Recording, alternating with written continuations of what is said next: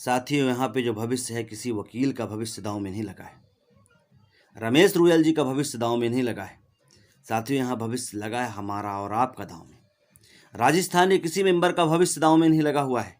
यह भविष्य हमारा आपका दांव में लगा हुआ है। यदि उसके लिए और यदि अपने भविष्य के लिए, अपने सपनों के लिए, अपने अरमानों के लिए, अपने भावी पीढ़ी के लिए हम आगे नहीं आ सकते हैं, लड़ नहीं सकते हैं, तो फिर हमें कोई माफ़ करने वाला नहीं है। यहाँ तक कि हमें ईश्वर भी माफ़ करने वाला नहीं है, क्योंकि हम पीछे हट रहे हैं अपने हक और अधिकार के लिए।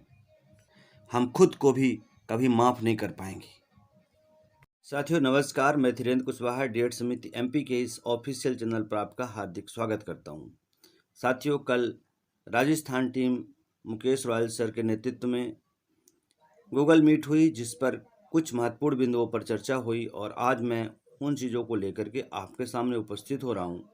साथियों, आपको खुद विचार करना है, चाहे हमारे वो होल्ड वाले साथी हों डीएलएड के, चाहे वो हमारे साथी जो पद वृद्धि के मिशन से सब जुड़े हुए थे वो साथी हों, या वो साथी जो इन सभी चीज़ों से कनेक्ट नहीं हो पा रहे थे, किन्हीं कारणों से घर पे थे, प्रत्यक्ष रूप से जुड़े हुए थे, उन सभी से हमारा आग्रह है कि आप इस पर विचार करिएगा, फिर जो कुछ करना होगा करिएगा।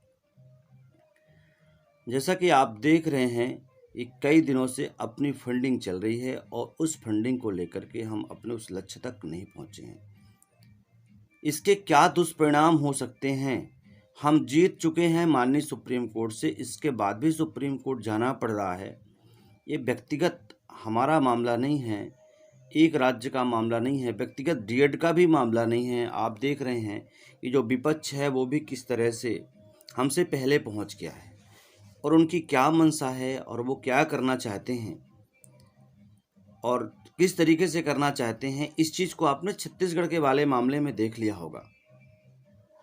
ऐसा कभी होता है कि डिविजनल बेंच से आए हुए मामले को लेकर इतना स्पष्ट जजमेंट आने के बाद भी किस तरह से फर्जी तरीके से चीज़ों को रख करके लोगों ने गुमराह करके और चीज़ों को अपने फेवर में कर लिया। तो यदि हम इस तरह से हाथ में हाथ रख कर बैठे रहेंगे तो हमारे साथ वही होने वाला है जैसा कि वहाँ पे हुआ था, और वो सब बच्चे परेशानी में, तनाव में चले गए, वही सबके साथ होने वाला है।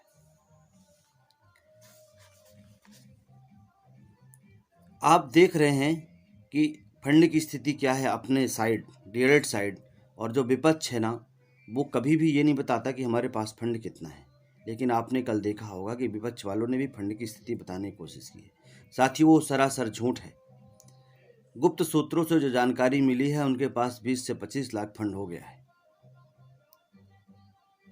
और सोचिए, वो हारने के बाद भी इतना बड़ा हौसला रखते हैं, इतना चीज़ें कर रहे हैं, और हम जीतने के बाद भी हमारा मनोबल इतना बढ़ा हुआ है, इसके बाद भी हम दूसरों के भरोसे बैठे हुए हैं। ये दूसरा व्यक्ति कर देगा तो हमारा जो है तो कल्याण हो जाएगा, हमें करने की आवश्यकता नहीं है। महज पैसों की बात नहीं है, ये बात हमारे अंदर के ईमान स्वाभिमान की भी है। आपको पता है विपक्ष क्या करने जा रहा है? विपक्ष एक ऐसे लॉयर को हायर करने जा रहा है जिसका मुकाबला हम इतने फंड से नहीं कर सकते हैं। साथियों, विपक्ष की तरफ से जिन लॉयर का नाम लिया जा रहा, हरीश साल्वे, क्या आप उनका बैकग्राउंड जानते हैं? हरीश साल्वे मध्य भारत के ही नहीं, विश्व के नामी वकीलों में से एक हैं। वो 1999 से लेकर 2002 तक भारत देश के सॉलिसिटर जनरल रह चुके हैं। सरकार का उन्होंने प्रतिनिधित्व किया है सुप्रीम कोर्ट में। उन्होंने अंबानी, टाटा ग्रुप और कई मुख्यमंत्रियों के लिए केस लड़ा है। उन्होंने सलमान खान को हिट एंड रन जैसे मामले में, जिस पे इतनी उनकी फजीहत हो रही थी, उनको बरी कराया है। और आपको और बता दें कि इंटरनेशनल कोर्ट ऑफ जस्टिस में उन्होंने कुलभूषण जाधव जी का केस लड़ा है, जिन्हें पाकिस्तान ने गिरफ्तार कर लिया था जासूसी के आरोप में और उन्हें फांसी की सज़ा सुनाई थी। और उन्होंने इंटरनेशनल कोर्ट ऑफ जस्टिस में इस चीज़ को प्रूव करके पाकिस्तान के कानून को बदलवा दिया है और फिर पाकिस्तान ने उनको रिहा किया है। तो इतना मामूली वकील वो नहीं उतार रहे हैं, इतना मामूली वकील वो हायर नहीं कर रहे हैं। यदि हमें उनका सामना करना है तो हमें मजबूती से सामने आना पड़ेगा। और आप जानते हैं कि सब कुछ फंड के ऊपर डिपेंड करता है। कोई भी कोर्ट हो, वहाँ सहानुभूति नहीं चलती है। वहाँ कोई ये नहीं कहता है कि हम आपका केस लड़ देंगे, आपके पास सत्य है, आपके पास सच्चाई है। जब जानते हैं कि इन फंसे हुए हैं तो वहाँ और ज़्यादा लोगों की डिमांड बढ़ जाती है। हरीश साल्वे एक ऐसे नामी वकील हैं जिनको पद्म भूषण जैसे अवार्ड मिल चुके हैं, और यदि हमें उनका सामना करना है तो हम 200-400 रुपये से नहीं कर सकते हैं। साथियों, आपने यदि 300 रुपये कर दिया है, 311 रुपये कर दिया है, स्पेशली मध्य प्रदेश के जो हमारे साथी हैं, तो आप इस राशि को बढ़ा करके 1100 रुपये तक ले जाइए। और जिन साथियों ने अभी नहीं किया उनको पर्सनली कहिए, क्योंकि अंतिम वक्त है। हमने आपको पहले भी क्लियर कर दिया है कि जबलपुर मामले में हम आपसे कोई भी फंडिंग नहीं करवाएंगे अभी 14-15 तारीख की हियरिंग की। यदि इसके बाद भी ऐसी दुर्भाग्यवश हमें आगे की डेट मिलती है, क्या कुछ होता है, उस स्थिति के लिए हो सकता है भविष्य में, लेकिन अभी हमें उसके लिए कोई फंडिंग नहीं करवानी है, खासकर इस महीने में।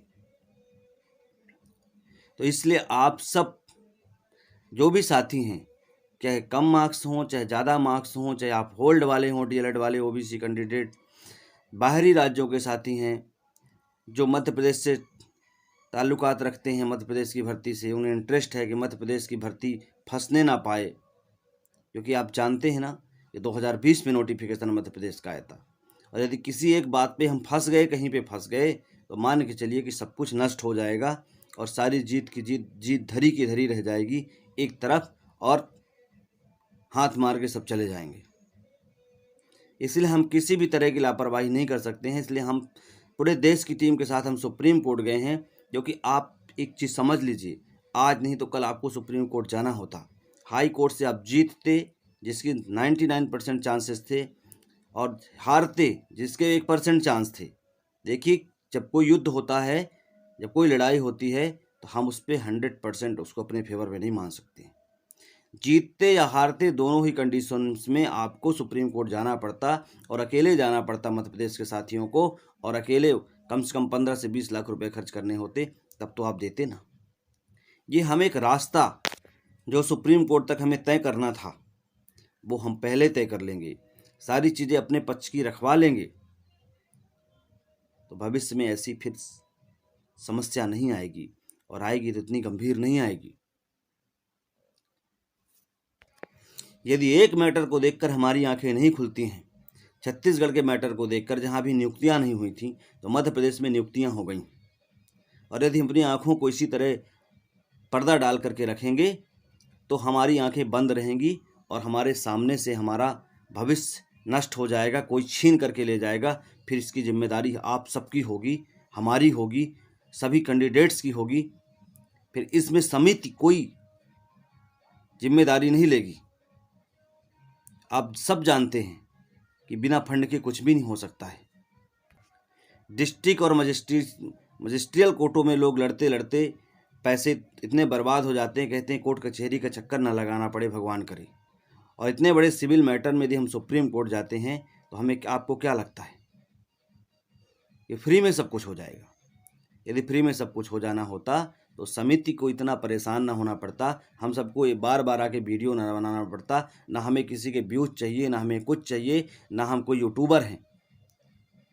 हम आपकी ही तरह आपके इस मामले से जुड़े हुए व्यक्ति हैं। बस बात इतनी है कि शुरू से इस चीज़ से जुड़ा हूँ, तब से चीज़ों को कर रहा हूँ, तो छोड़ नहीं सकता हूँ, और आपके सहयोग के बिना इसको मैं कर भी नहीं सकता हूँ। हमारी पूरी डीएड की समिति जो है इसको कर नहीं सकती है, कोर कमेटी कर नहीं सकती है।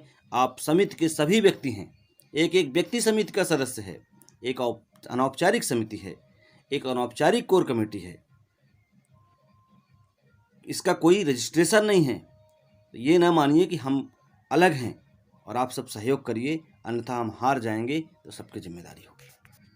साथियों, बहुत बहुत धन्यवाद। वीडियो को सभी साथियों तक शेयर करिए, सब तक जानकारी पहुंचाइए, सबसे अच्छे से संवाद करिए, ताकि सब लोग सहयोग कर सकें। 1000 रुपये तो कम से कम मिनिमम आप सब सहयोग करिए।